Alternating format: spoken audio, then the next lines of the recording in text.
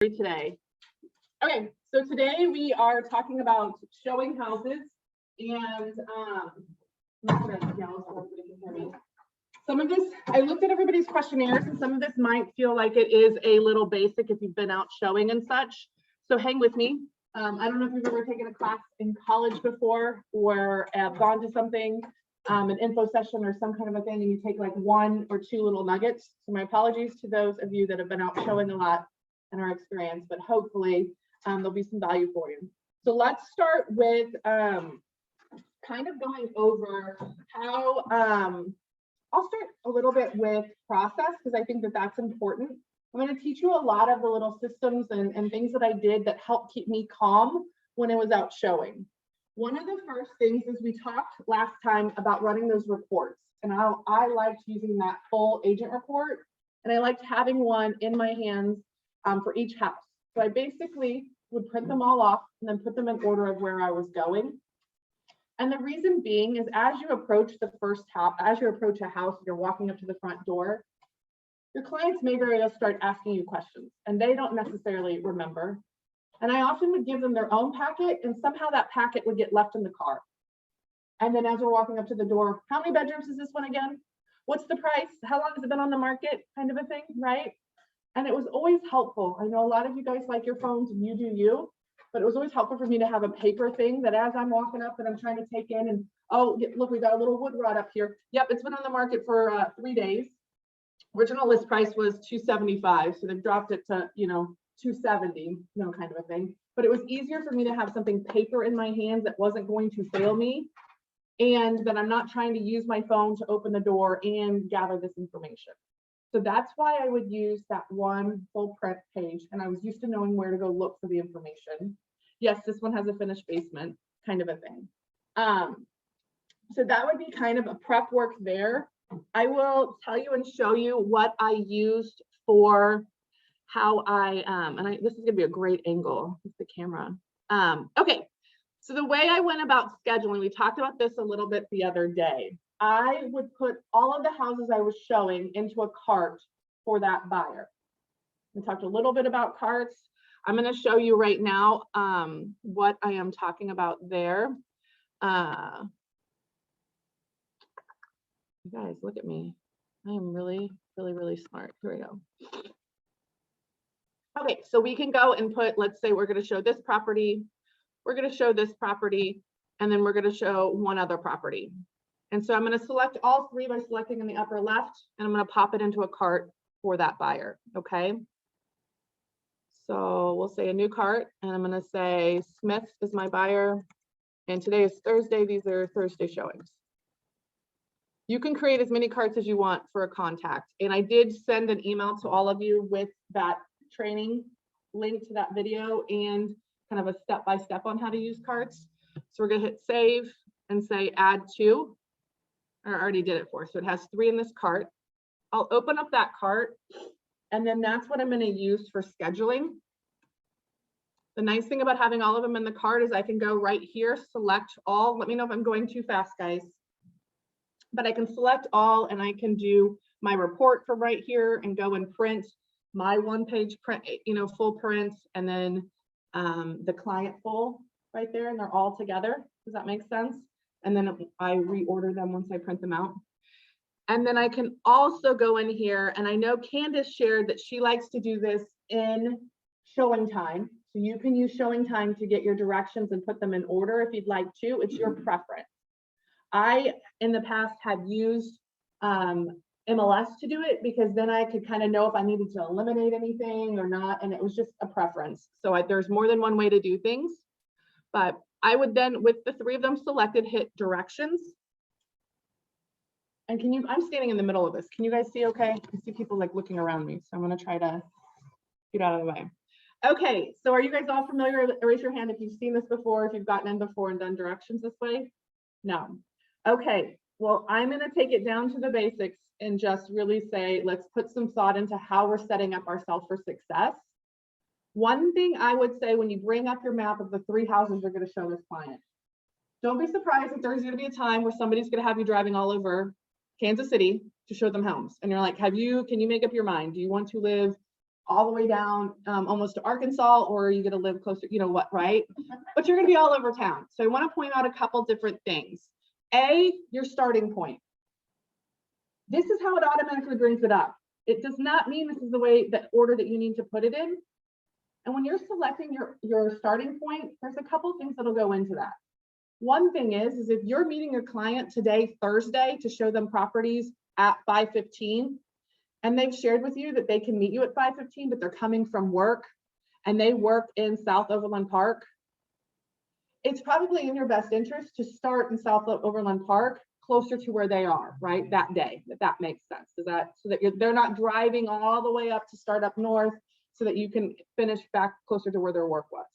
So take a moment and a breath, and I don't know if I'm like dumbing it down or slowing it down too much for that, to say that, but it's okay for you to reorder them and you just drag and drop them to put them in a different order, or use these arrows on the right. And again, I know that this is like, Elizabeth, we are more technically advanced. We've seen how you just tried to hook up the projector.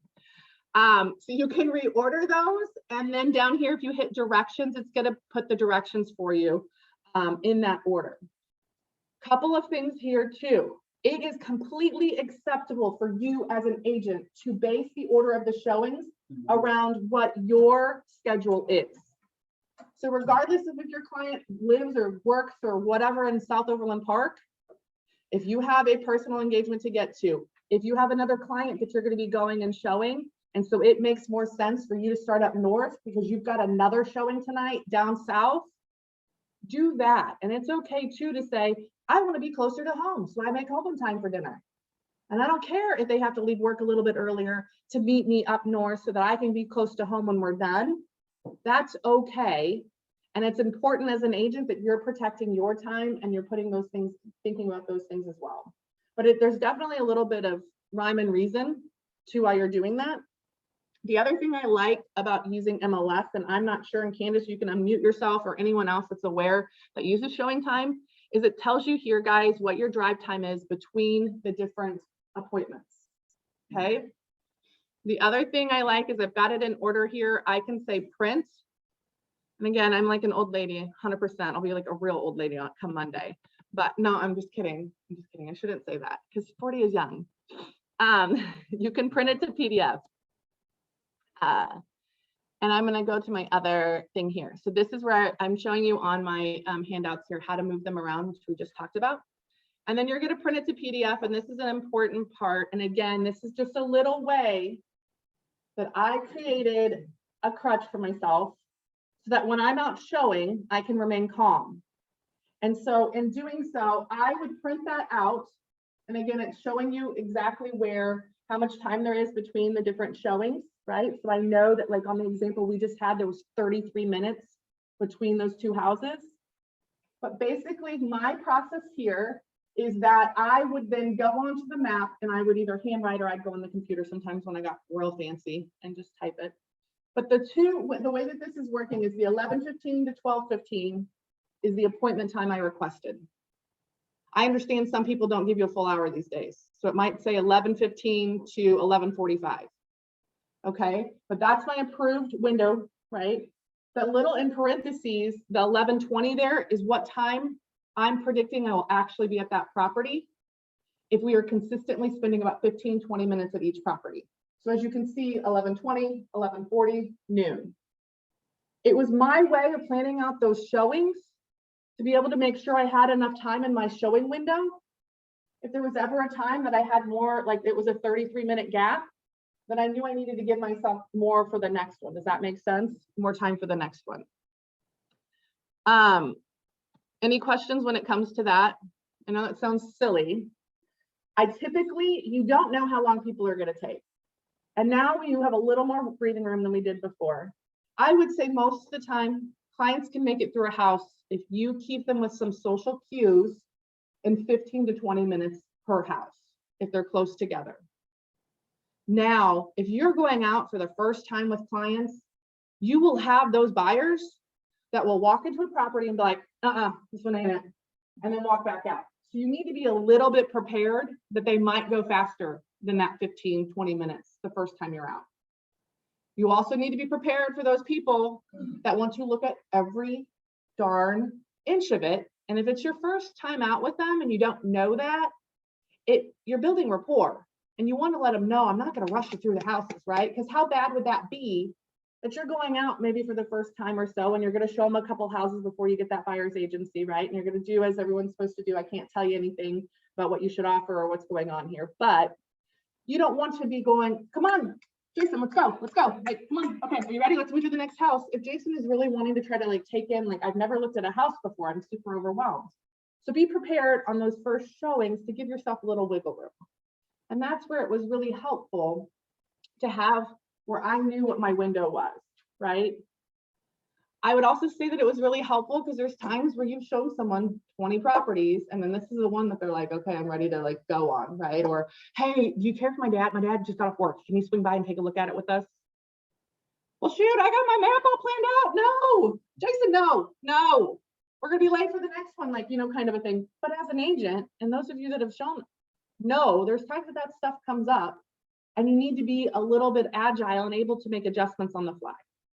And so in having it set up this way, it was easy for me to look down. So I had my papers of all the houses in that one agent printout, right, in my hand, stapled together. The other stapled together piece was this map with these notes on it.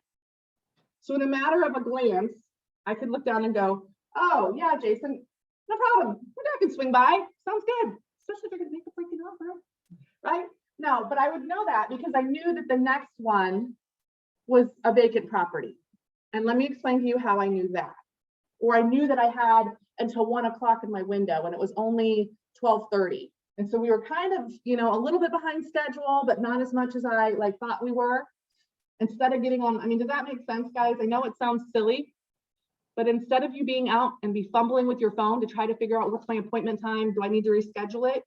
To know in half a glance that like, oh, I'm totally good. Yeah, Jason, like totally, yeah, you guys can stop by this time. It's no problem. I got some room in it, right? Okay. With that, you'll see here I've got on the side AR, C, and then go. That is the type of showing like the showing appointment type. It's either an appointment required, which means the seller has to approve that window time. It's more than likely occupied, kind of a thing. Courtesy is where you're going to get instant approval for the showing, and yet it might also be occupied, but you get instant approval. And then go means it's likely vacant, but a go and show. And my thought process there, again, if I saw go, I knew it was going to be no big deal for when I am in the car and safely stopped at a stoplight between this property and the next, that I could adjust that showing time in the app, right? I'm just kidding because people got mad at me all the time because I would work while I was driving. But I knew that I could adjust that in between the appointments calmly. If I saw that it was an appointment required or a courtesy, then it would be like, hey, Jason, let me just, it's a courtesy. Let me just real quick check and make sure that that's okay. Or like update it so they know we're going to be there a little bit later or whatnot. And then obviously appointment required, I knew I'd have to say, hey, Jason, like we've got one more after this. You still want to see that one, right? Like, let me make sure I can adjust that appointment. And the reason, so that was a nice way to know what kind of appointment the house has had on the fly. The other piece of it is you'll see next to AR appointment required, there's a little check mark. When you're scheduling and it's appointment required, they don't give you access code or access information immediately. And obviously your appointment is not approved. So if I'm scheduling these to go out tonight at 4 o'clock and I schedule them right now, and then 4 o'clock comes, I need to probably confirm that they actually got approved. And it sounds silly if you're showing 3 houses, like Elizabeth, it's not that hard. But as you get busier and your business gets busier, there's going to be times where it's like, I'm going out with Jason, and then I'm going out with Kevin over here, and then I've got, you know, Sarah behind him. And it's harder to keep balanced on like, where's everybody at? And it's so much easier too to build in a process and a system that you're used to and you're right. Or I'm going to schedule them Friday night for Saturday morning. And that way it's easier for you to get up and just know, hey, did I confirm? And yes, I confirmed. So the idea is I would put AR, and then once I got approval, whether it was on my email, I would go in and put a check mark to let myself know it was approved, and then what my access would be. So iBox for if it's an electronic iBox. If there was a combo, I would put the combo on there. Guys, if there was an alarm, this is where I would put the alarm information because again, I want it at my fingertips. if I hear beeping in the door when I open the door. And I don't know that you guys run into alarms a ton anymore, but you do.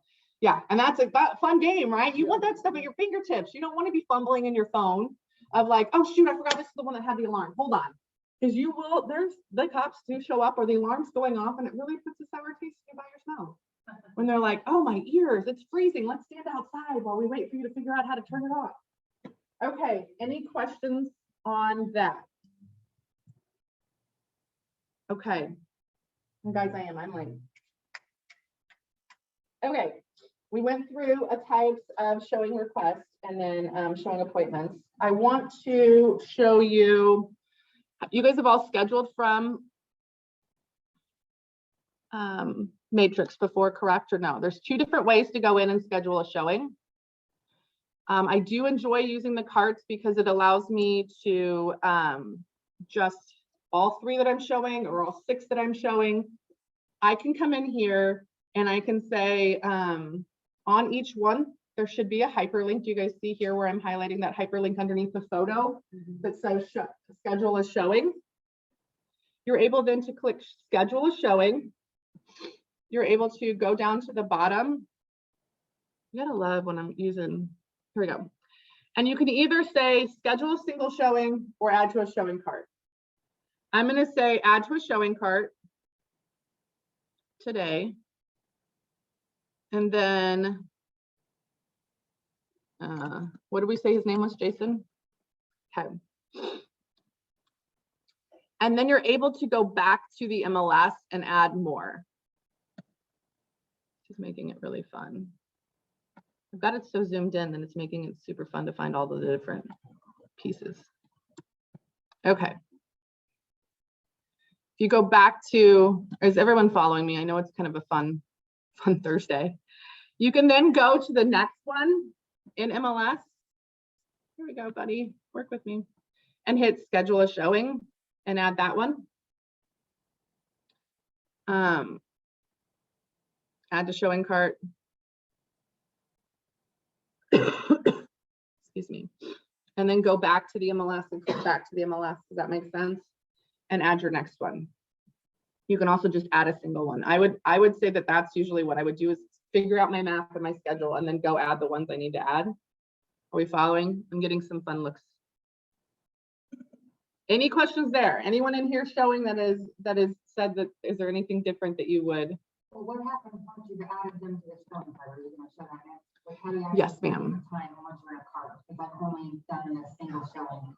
Yeah. Okay. So let's see. I've got them all in the cart. And then we're going to click next. And this is where you're going to have where you can pick the times if you do it that way. Excuse me. And so you can come in here and say pick a time. And you're going to say your start time. Okay, and let's start here. This is type of appointment. So what the showers can do, remember we said appointment required, courtesy, go and show. There's another one, listing agent required. You start showing $1 million houses, you might very well run into that where the listing agent needs to be there. This is a type of appointment that you're going to schedule. And it's important to note because you've got like some great opportunities here to go preview properties, even if you don't have a buyer. But so the types of appointments that you need to select when you're scheduling an appointment is either a showing, which means you're showing it to a buyer. You legitimately will have a buyer with you, or you're going to have them on your phone and you're showing them via, FaceTime or whatever, if it's a remote showing. You can also enter that it's a second showing. The reason that is helpful, guys, to a listing agent is if you're going back for a second time with your buyer, you're a more serious buyer, right? I would recommend that you note that it's a second showing so that they pay a little more attention to you. I mean, if they've gotten where they're getting multiple showings come through and maybe it's overpriced and they're like, I'm not super motivated to contact everybody. When they see a second showing, they're telling their sellers like, hey, be sure to back in before you leave. And let's like hopefully they, and they're going to call, it brings more attention to it and it's good communication. You could select virtual showing. The other one I want to point out, guys, is agent preview. So do you guys see this one here? If there's ever a time that you are going to go preview a property for your client, which is a great service to do for out-of-town buyers. It's a great service to do for clients that maybe if you have more time and they're like, Elizabeth, I don't know, the pictures look great, but like, can you go check out, like that one bedroom looks like it's kind of funky in the pictures. Could you go check it out on our behalf before we rush out after work? Can you go take a look this afternoon and see if it's really worth us going to look at? When you go preview a property for a buyer like that, you would select agent preview. If there's a time in which you have a listing coming up, and guys, it's a great opportunity for you to see how are we really going to line up as a listing agent? How are you going to line up against these other properties? So there's 3 other houses that are in that 400 to 425 range or 450 range. I want to go see how mine's going to compare to that, and what better way than to walk through. And then I'm going to be more confident at my listing appointment because I'm going to say, I walked through that one 2 blocks over. Carpet was gross and color. I mean, the colors were really, it flow good. It was worn really a bunch, right? And you feel much better about your ability to price a house appropriately. Totally okay to do that. You just need to make sure that you're selecting agent preview so that listing agent knows you don't have a buyer with you. And so that you, the sellers have the option of whether or not they want to approve it or not, right? Because how frustrated would you be if you were a homeowner and you're like, I got out of the house so that she could just walk through, mosey through and she didn't even have a buyer. And so it's indicating to the sellers too, that I'm not going to have a buyer with me. I'm just previewing. They don't know if you're previewing for a buyer or if you're previewing for an upcoming listing. Does that make sense? Now, when you get your feedback request, common courtesy and a professional thing to do is to say, it was previewing for an upcoming listing. Thank you so much. Here's detailed feedback on your listing that hopefully is helpful to you and your seller, right? Because you're being respectful in the sense that like, thank you so much for letting me come through. Man, they did an amazing job staging. I think this will go quick for you. Only shortcoming was that the master bath was a little small for this price point, kind of a thing. Does that make sense? Okay. Some agents may require you to schedule your inspections and your appraisal through showing time. If so, there's appointment selection opportunities, like names for that. Does that make sense? Okay, so I have asked Miss Courtney if we can do a preview on her property as an example. So you're going to go in, and I think, yep, that's this. Courtney's an agent in my office. She's also president of Women's Council. So amazing, amazing agent to have in your network. But the start time of 10:30, and then you get to select your end time. We talked a little bit yesterday, on Monday, about how you're going to, the length of the appointment window. So she's got this set up that our appointment can't be longer than 30 minutes. And the reason I know that is because with 10:30 selected, I only have the option to have an end time of 10:45 or 11. Does that make sense? Okay, we're going to say 10:45 because I'm hopeful that we'll get her feedback request. So we'll hit save here. And then you're going to do the same thing about scheduling your appointment time for this other one. Now, again, the reason I like to do it on that paper one, not only because I'm like old school or whatever, but I now just have to go in and do my times. I'm not trying to rearrange like how long do I need between the 2 of them. Does that make sense? I can go back to the other document and say, okay, the next one's supposed to be 10:45 to 11:15. The next one's supposed to be 11 to 12, kind of a thing. And I can quickly go through and schedule these.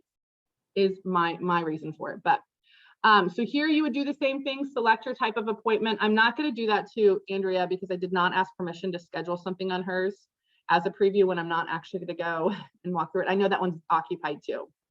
And Andrea is one of our new agents. She is a rock star as well on the process. So if you look forward to you guys getting to meet her. Okay, so I'm going to hit send request. Since this one was set up as a courtesy, guys, you see that it's automatically switched to confirm. I'm sorry, the appointment type, see how it says, slow down, go and show. That's why it automatically flips to confirmed. And you can view your instructions here. It's a Supra iBox. You've got a location on the right, the railing of the front of the house. My watch is also going off because I've got a text approval that came through.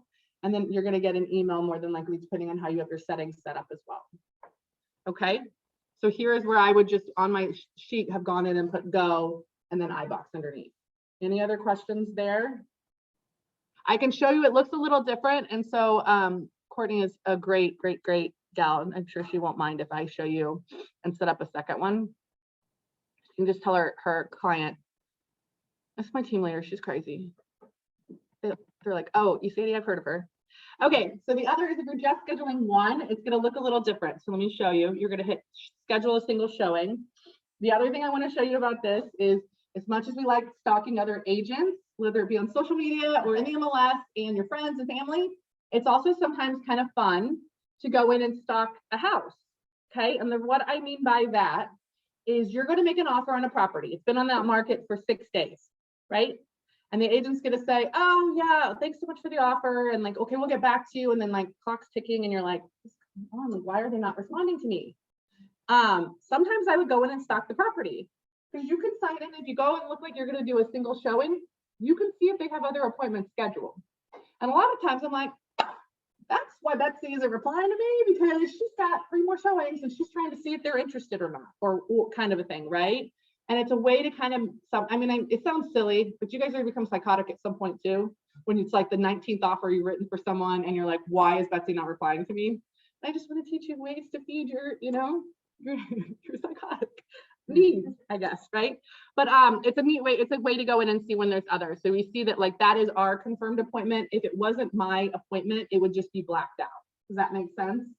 So she has another appointment confirmed at 11. I can't see who that is, but I know that there's another one at 11.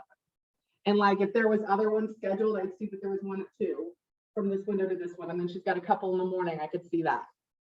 But if you're scheduling, so if we're going to go in and just act like we're going to schedule another one, it looks just a tiny bit different, where you're going to select the window in which you want to schedule, and you're going to select your appointment time, your type again. And then where we clicked is what made our 11:15. That was the little like box I clicked it, and that's why it's saying 11:15 here. Okay, so if all of a sudden you're like, why is it like, what's going on? You're only selecting your end time here. Okay, and then you would hit request appointment and it would approve it for you. Sound good? And you could have made that longer, right? If you made it 11:30, you could have hit that button and gone to 11:45. Correct. But, and again, yes, and that would have been, like we said before, that's how you know that you only have that long of a window. And I would say that would be one of the, okay, and now here it's like letting me select as much as I want. Up above it says max appointment length 2 hours, so you could make it up to. So I wonder why it wasn't doing that on the other. I don't know. Huh. Never use the cart thing. Yeah, good times. Also on the video, under appointment time, it says live video.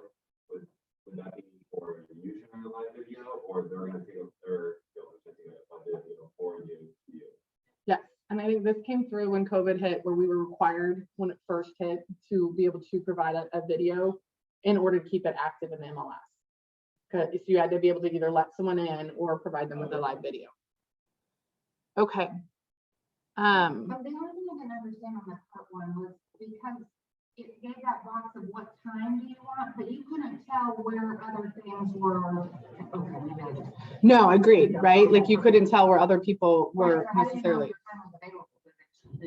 Oh, and that might very well be why, is that I had to be, she didn't have overlapping showings. So that's another setting as a listing agent we talk about when you do your setup for your showings, is you got to click a box on whether you'll allow overlapping showings. And that's probably why it was only giving me until 11, because I was trying to schedule it at 10:30 and she already had one set up at 11. We'll talk when we talk about listing, but I don't think there's anything wrong with having overlapping showings. I think the more the merrier that's kind of walking through, even with the virus, like gets people a little bit like, okay, there's some activity. And as a listing or as a buyer's agent, it makes your life a little bit easier, right? In the sense that you can be respectful when you get there and be like, yo, you got like, Stephanie, you got like, 10 more minutes and then we're going to come on in, but you can let people like show, which is a good segue. Are any other questions around scheduling to showing? All right. And some of you have already showed tons of houses and you're like, Elizabeth, this is boring. Okay. So let's talk a little bit about showing standards and best practices when it comes to showing. If no one has told you before, I highly recommend do not park in the driveway of the homeowners. Your car might be in good condition and not going to leak oil or anything on the driveway, but you have no idea about your clients, and you're setting, an expectation that it's okay for them to park in the driveway, right? Which is one thing. And you do not want a phone call from an angry seller saying, whose car leaked a whole bunch of oil in my driveway? A brand new concrete, come on. Second reason why you do not want to park in the driveway is it's a better presentation for your client to get to walk up to the house than to be getting out of the car and looking at the crotch of what they call the crotch of the house. That's what a photographer always called it. The garage doors, and be looking at it in that sense. It's nice for them to get to walk up to the property and really take it in. It gives you the idea too to look at the driveway and whatnot, but presentation wise, it's better for you to park across the street or on the street. The other piece that I would say is if there's another agent there showing, depending on what your schedule is like, if it's the lunch hour and your client has met you on the lunch hour and you know you have all of 20 minutes to get through the house, it is okay for you to duck your head in the house and say, hey, you know, Stephanie, I'm here showing as well. Is it okay if we walk through, if we stay out of your way? Some agents are gonna be like, yeah, no problem, come on in.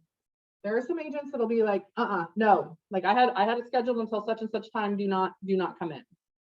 I would say be respectful and say, okay, do you know how much longer you guys will be? We're just on a lunch hour. So communication is key. Stephanie, I'm not trying to be a pain. I'm just like, Jason's on his lunch hour here, and I just like, so work with me. Do you know, are you guys gonna be like another 5 minutes or 10 minutes? Like happy to give you some space, but we got to get back for lunch. So communication is key. Do not be alarmed if you show up and there's another agent there and overlapping showings was checked that it was okay. And then the door's locked and there's no key in the unbox. There are agents out there that will take the key, lock the door, because they do not want anyone walking through when they're walking through. Again, this is an opportunity for you to pull your professionalism card out of your wallet and say, hey, knock, knock, like, hi, Stephanie, you know, or nice to meet you, I'm Elizabeth, here's my card. We're on a lunch hour here. Do you care if we come through, you know, kind of like and have a conversation, right? And not get super freaked out about it. The other thing I'll warn you about, and these are things that you don't know until you're in the moment and you're like, geez, Stephanie was like a real, like, oh, she must be having a bad day. Don't be offended if the other agent comes out of the house and you're waiting for them and walks past you, takes the key, takes the iBox and shoves it in the iBox and says, here you go, like, have a good, hope you, it's a real cute house, like, whatnot, right? And you're going like, Stephanie, like, what's that about? Like, now you're gonna make me open this? Like, why couldn't you just hand me the key? Some agents do not like to hand the key over to me because it's recorded they were the last person to take the key out of the box. If they put the key back in the box, then they've done their job to secure the property, and they can tell the listing agent, I secured the property. There was another agent there. I think I recognized her as Elizabeth Stady, but like I handed the iBox to her with the house locked up. And that's why they're doing it, not because they're trying to be snooty or like whatnot. And it is completely okay for you to do that as well. Okay. Other things about about the approaching of the house. If you are showing condos, I highly, highly, highly recommend previewing the condos prior to showing them to your client, especially if it's a building you haven't shown in before. One reason is they hide these things all over the place in condos. There's a time that it's on a gate over here, and you don't know where that gate is, like, right? A lot of times you'll show up and there'll be like 5 or 6 or 7 or 14 of these hanging out outside, right? And you've got to try to figure out where it is, which one's the right one, kind of a thing. And you'll be so much calmer when it comes to the lockbox if you know, okay, I know I need to walk down these steps and over here, and then this is where the lockbox is, and then this is the code that I put in to get into the building.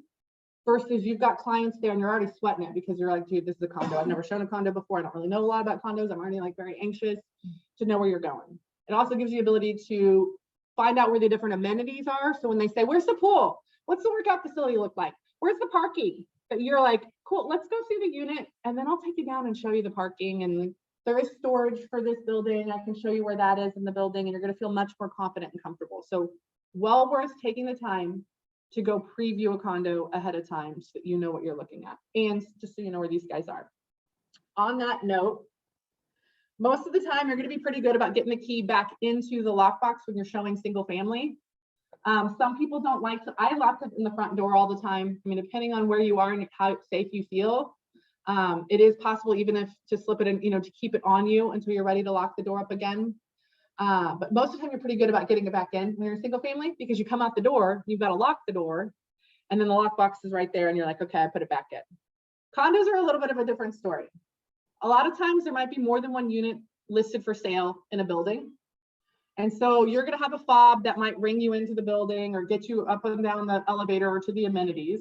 You're going to have multiple keys for different units while you're in there, right? Can I tell you the number of times that in 10 years I was in condos, I'd get to the last condo, right, at the end of the day, and I'd say, okay, great, have a good day. And I'd reach in my pockets and go, oh, shoot. And I'd have a key and a fob in my pocket for some other building, and I didn't know which one it was along the way.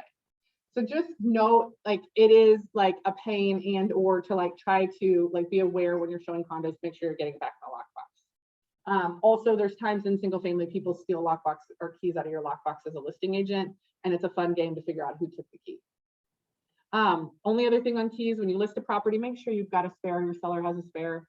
The number of times people say, oh my God, it did happen one time that it fell between the deck, like it was like the deck was like this far off the ground. And so there wasn't really an easy way to get underneath, but the key fell, and it was the only key that homeowners had. And so then nobody could get into the property. And that was a good day. It was a really good day. But okay, talking a little bit more, and keep me honest on time, talking a little bit more about showing. Guys, when you go into the property, again, I would recommend that as you're crossing the threshold, that you come up with a consistent thing that you're going to tell your clients. So consistently, every time you open the door, this home, we've got a 3-bedroom, 2.5 bath, 2-car garage with a finished basement. It's listed at $340,000, and that's the price it started at. Been on the market went on the market yesterday, kind of a thing, right? So you're giving them about 2,400 square feet. You're giving them consistently the same information so that they know they don't have to ask you every single time they walk up to the door, what was the price on this one? How many square foot is the basement finished? Where's the laundry? So just get in the habit of kind of having a script as you walk through the door. I think it helps calm your buyers down, that they know they're going to hear that every time. And it gives you a little bit of a routine to go through. Secondly, you are, especially if they're for the first time out, you are showing them what's appropriate and what's not appropriate in the house. And a lot of times there are people, you're creeping around someone else's house. How many times have people like gone and looked at houses so far yourself that you're like, this is kind of weird, these people aren't home. And I'm just like looking in their stuff, right? Right? Was it not weird? Like the first time you go out, first couple times you go out, where you're like, this is creepy. Like you're taught not to break into people's homes and look at their stuff. And I don't know about you. My boy's dad's mom used to hide all the Easter eggs or Easter baskets. And like you had to go search and like dig stuff out of her cabinets and her closets to try to find your stupid Easter basket. And I'm like, I don't play that game. Like I was raised that you don't go through people's stuff. This is weird. Your clients are no different. Your buyers are no different. So when you walk into the house, you're opening the coat closet and going, oh, wow, that's a pretty decent coat closet. You go into the kitchen. You're pulling the drawers open and close and be dramatic about it. Okay, yeah, these are older cabinets, but these slide pretty good. Or, oh, wow, that's, I mean, they're painted white, they look nice, but like, geez, those are a little more worn than we'd like. Also, newer kitchen, you're opening it up to look for pull-out shelves. Oh, guys, look at this. We got pull-out shelves here. That's pretty handy. Look how much extra space there is. Much more use out of this, right? Oh, we got under cabinet lighting, and like you're doing that to show them it's okay to snoop around these people's houses. And some people need that permission and get warmed up to the fact. By the second house, they're going to be looking in all kinds of places. You'd be like, that dresser doesn't stay. Like, no, you don't need to look in their dress. That's weird. The nightstand, like stop. No, I'm just kidding. But it is they are buying that vanity in that master bath. Like you need to like know what the condition is and did people maintain it, kind of a thing. Any questions there? Again, just the same as don't point out all the negative. When I first got into business, I was like, man, I went and met with and I think I told this at like Road to a Million. And I was like, I can't get anyone to write an offer. Like, it's so weird. And I was like, Brad, like I go into the first house, has new windows. We go to the second house and I'm like, yeah, this one doesn't have new windows. You see that? No new windows on this one. And I was trying so hard to provide value that I kept pointing out negative things that I think was confusing the buyer. And I didn't know that like 90% of the houses were going to have old windows. So like chances of us buying a house with old windows is pretty good, right? And they're really not that old. They're not brand new like the last one, but they're not that old. They're still in good conditions. So I would say if you're looking for ways to point out value, lean more into, oh, it's got a fenced-in backyard. And I know you told me that you have those 2 German Shepherds. Awesome. And it looks like it's in pretty good condition. Or I love how this kitchen looks out over the backyard. And so while you're making dinner, the kids could be out there playing and you have eyesight into them. So you're looking for those ways to provide value and not be like, oh, wow, like this is this carpet, or like, you're not pointing out all of the negative right away. You're building up the bank of, I'm pointing out some conceptual, like smart, like things you might not be thinking about. Another good example of what that might be, guys, is you've got a split or raised ranch. And a lot of times too, this would be like a negative thing I'm pointing out, and yet I filled the bit and put some positive things too. Okay, well, we like this house a lot now. Like, I want to challenge you, because I think challenging buyers is important when you're showing a house, that they show, like, it shows that you're not just trying to sell them a house. Awesome, Jason, I see that you really like this one, and I think it's great. They've done a great job updating it. They seem to have maintained it really well. Have you thought about, like, when you get home with groceries, like you've got a full flight of stairs with all the groceries or all the Target bags or the baby carrier? Like, let's just take a second, like, let's just think through that. And they're gonna like look at you and be like, oh yeah, we didn't even think about that. Like, huh, that's interesting. Yeah, okay. Well, and those are the things that you can add, but like, and you taking time and filling the bank with some positive, or getting an idea if they really like the property and challenging them in a way and saying, not a bad thing, I just want to make sure we point that out. Or we've got a really sloped driveway, and this house faces, faces north. And so in the wintertime, we might have some issues with ice on the sloped driveway because it's facing north. Or this patio is going to be really hot because the sun sets in the west.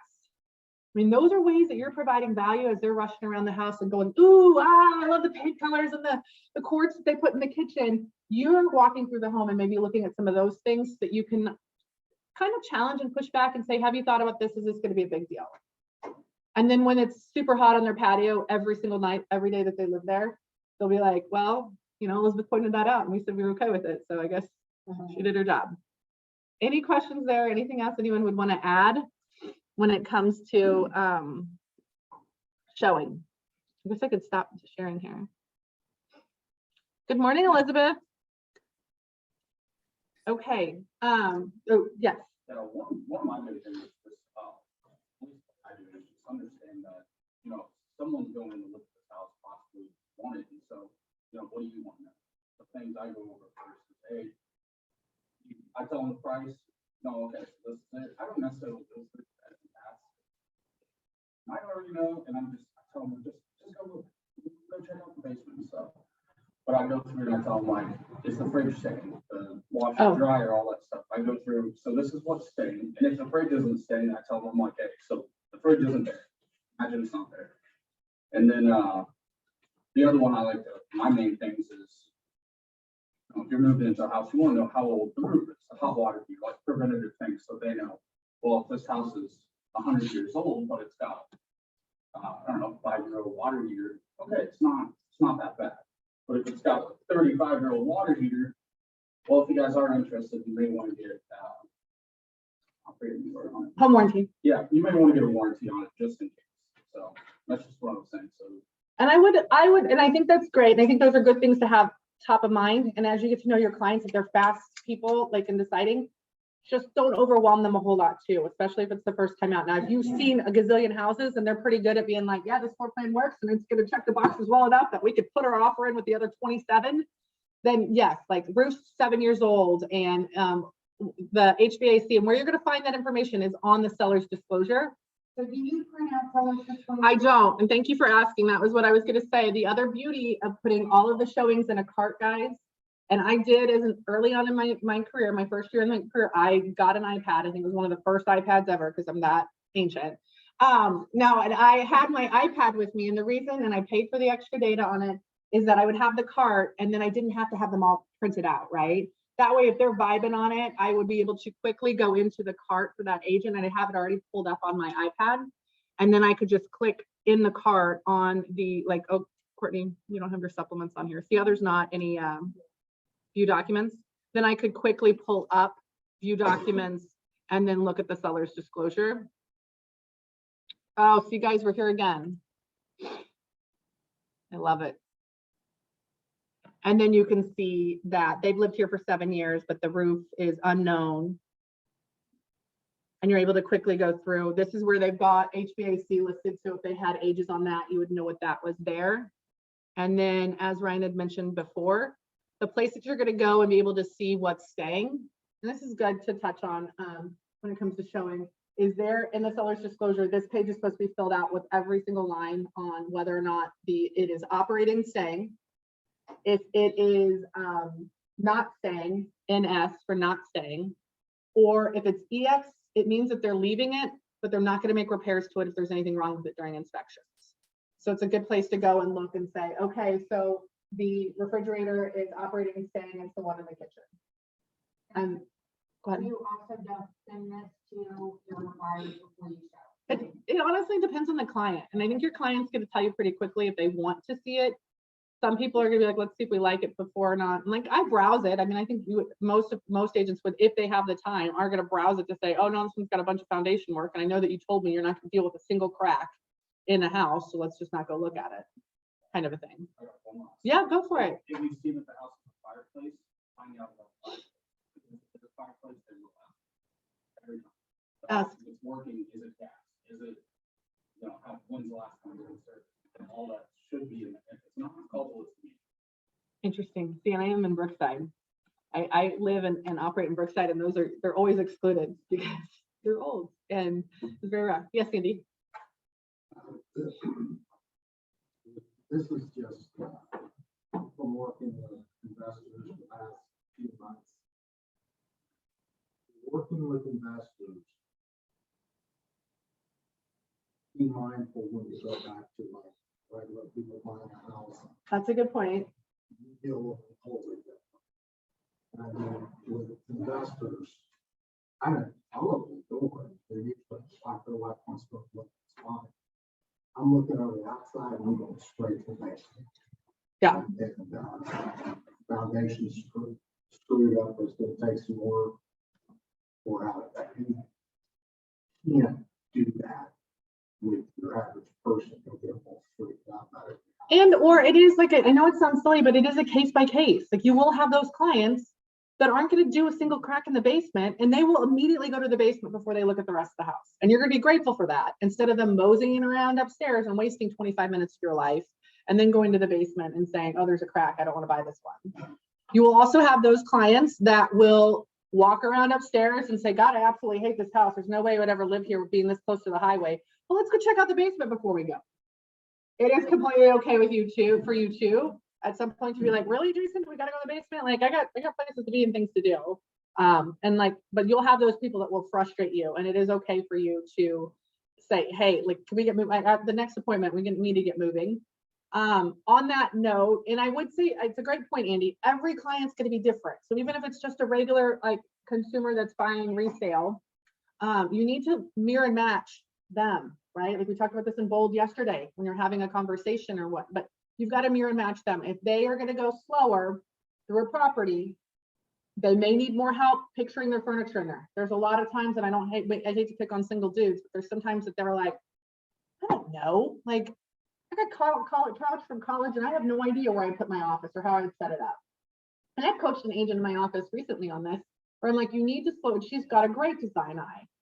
But slow down and show him your desk could sit here. I know it doesn't have an official office, but this space would work really good as an office because it has, you know, where it's kind of separated from the rest of the house. Or slow down and explain to them, you're gonna have roommates. You know what I really love about this floor plan? Or the bedrooms are on opposite sides, or you've got 2 closets between your bedrooms. And I'm not gonna elaborate on why that's important. And yet, like, there's nice things about that you're gonna point out, right? The other thing I would say is sometimes you're working with 2 people, 2 buyers, a couple, right? One of those people will be Speedy Gonzalez and rush through the house, right? The other person is gonna be like, does she not even care that, like, I thought we were looking at houses together? And I think it's nice for you to mention that to one of the buyers, and I like whoever that might be, to say, hey, Speedy Gonzalez, like, can you want to slow down here? Like, we're trying to, like, you know, whatnot, and make light of it, but that's part of your job too, is to be a mediator or a little bit of somebody that's like pointing out, like, haha, or for you to hang back with the one that wants to go slower and walk through the property with them and read that kind of a thing. The other thing, safety wise, I don't know if anyone pointed out to you, real estate is not necessarily the safest thing to be in because you're meeting strangers sometimes in a house. I had great clients that ended up being an amazing referral tree for me, like amazing. And yet I remember telling them first, you know, like, I remember telling them something about it being unsafe. He's like, yeah, but you met us at that first house and you didn't know me from anybody. And you showed it to me, Elizabeth, just by, you know, and I said, yeah, Jeff, but I kind of got the vibe that you were good and you didn't notice. I had you enter the house first. When you're showing a house to someone that you don't know, never be in the bedroom. Don't enter the bedroom before them. Does that make sense? You're not going up the stairs first. Go ahead, Jeff. Why don't you go ahead and go upstairs? They've got all the bedrooms are on the second floor if you want to go up and take a look, right?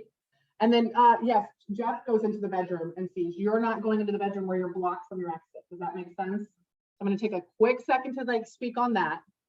If you ever get uncomfortable, it is 100% okay for you to say, to step outside and call for help, or to step outside and say, oh, I just had to take a phone call. Let me go ahead and lock things up. I apologize. I had something come up and I need to go. So trust your gut, but there are little safety things like that where you are never between. If it's someone you're not comfortable with, you're not, but you're always between them and the exit. Does that make sense? Okay. Excellent. Providing feedback. I think that would be the only other thing. You're going to get an email from the agent for feedback. That feedback could be just one box where they're asking you to put a paragraph in there. It can be the standard survey, which you're going to see over and over again, like rate on a scale of 1 to 5, what you thought the appearance was. There's also custom templates that you can create for feedback. I highly encourage you to be sure that you're taking time to do feedback on the showings that you're doing. It is building your reputation. And if you get known as the agent that never leaves feedback and that they've got to call and hound for feedback over and over again, that reputation follows you. And the point of feedback is to show that you've got interest, and it's okay for you to say, can you let me know if you've got other offers? I'd pick up the phone if you've got somebody that's interested and make a phone call. But if it's a house that your client doesn't want to buy, as another common courtesy as another agent is for you to say, hey, it was a great house. I think you've got it priced appropriately, just not a good fit for my buyer. They've decided that they want all the bedrooms on the same floor, or they decided that they'd like to be in Shawnee instead. And that's good feedback to give them, that like, hey, the house was great. It just wasn't for my buyer. If the house maybe is dirty, maybe it smells a little bit like pet, maybe it's overpriced. As another professional, doing that and giving that feedback in a tactful way is incredibly helpful to the listing agent.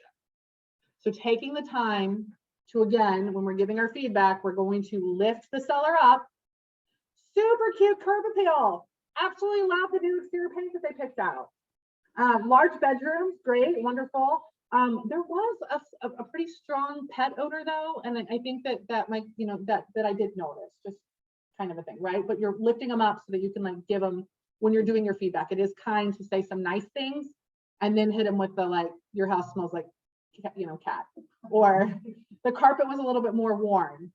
In your feedback too, guys, there's strategic ways as a buyer's agent. And I know right now things are moving really, really quick. The one time that you run across a property that's been on the market for 6 days and it's overpriced, Courtney feels like this one's overpriced. So I may very well try to assist her too on, hey, it might be priced a little bit high. But if it's the fact that it's priced high, like my buyers have interest, but they do feel like it's priced a little bit high, or my buyers have interest, but at this price point, they still have to replace the carpet and get, you know, fix the wood rot on the exterior. Putting that stuff in your feedback gives ammunition to the listing agent to then call you and say, hey, what if we're paid to replace the carpet? Would your buyers be interested?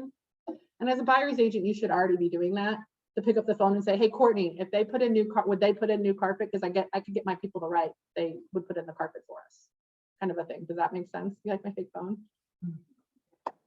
All right, I think we are gonna get kicked out of here in like 2 minutes. Is there any other questions when it comes to showings that I can help answer? I know, anything helpful come out of this? Yes. Okay, good. Okay, the only other thing I would, and I have 2 minutes, I'm gonna use the rest of the 2 minutes up if I don't see anything online. There are fun things you can do with your client too, if you feel like they're kind of on like I don't know if I want to make an offer or not. I know things are fast paced, but to kind of gauge that interest, a lot of times we could be walking back to the car and I would say, guys, are you going to lose sleep over this one tonight? Because they say, well, we want to go think about it. All right, you guys go think about it, but you just let me know if you're going to lose sleep if someone else ends up buying this one, right? Most of the time, I would get a phone call on my way drive home. Hey, yeah, we do want to make an offer, kind of a thing, right? So just let me know if this is going to be when you're going to lose sleep if somebody else gets it instead. And as an agent, your communication skills to them about your life and the importance of your life and your schedule is okay to communicate and very important. Jason, if you want to make an offer, I know that they've got offers that are due by 4 o'clock tomorrow. If you want to make an offer, can you let me know by 10 tomorrow morning? Because I've got other appointments, whether they're personal or professional. So it'd be helpful for us to have a conversation at 10 if you are going to want to write, so that I could get that all prepared and over to you. Or, awesome, I get that you guys want to have the car ride home, think about this. Is it okay if I check in with you at 7 to see if we're going to move forward with making an offer or not? You do not have to go home and live the rest of your night not knowing at any moment if you're going to have to drop everything and run out of the room and go answer the phone and write an offer for Jason. Does that make sense? It's okay for you to set those expectations. And I think your clients will respect you for it too. You're like smiling because it's probably like, is this like, I love it, Ryan. Go for it. So I told this a couple weeks ago, I told these people, I was like, look, they were interested in the house. I was like, I will stay until midnight to make sure this all got overdone. At 11:30, I'm laying in bed and I get a call from them. And they're like, hey, so is it done yet? I was like, okay. I was like, I can't say no. I already told them I'd be up till midnight to be done. So I got up and I did. I Yeah. called them back and pretty much calling them, letting them know that I've done it. But keep that in mind, like a happy hour or like Super Bowl Sunday. Maybe let people know, hey, I can do something till like 11, but after that, because if they ask, It's- to the wind. It's just No, setting not really. expectations, and it is completely okay for you to set those expectations of, hey, I'm gonna be like, I am planning on going to an appointment or an event at 7. So I really, in order to do this and make sure we've got good success, I really need to, and for you to think through that too, right? Like as you're working with people to think through setting those expectations, those boundaries. It's 100% like setting boundaries with people. And buyers will completely, like we talked about before, they're going to try to add another showing on you at the last minute if you don't set that expectation ahead of time. And don't be afraid when you're showing or writing offers to text them. I sent you over the paperwork. Please go log into your email and get it signed, because they're not sitting there watching their email, and it's completely appropriate to do that, especially if you've got a 7 o'clock engagement to get to and it's like 6:15. Cool. 10 minutes passed. Okay, have you signed it? Like, are you guys having trouble? What's going on here? Kind of a thing. But, all right, guys. Well, I appreciate, we're on the plaza tomorrow. I will, That's at 10:30, right? 10:30. 10, tomorrow's 10:30. Sorry about that. Oh, that's okay. Yes. Just making sure. Yep. Excellent. All right, if you guys need anything, I'm here. I have a meeting at 12:30, but I'm here on the plaza. Connor, Candace, Elizabeth, Vicki, Vince, so good to see you. Or not see you. I mean, it's good to have you on here.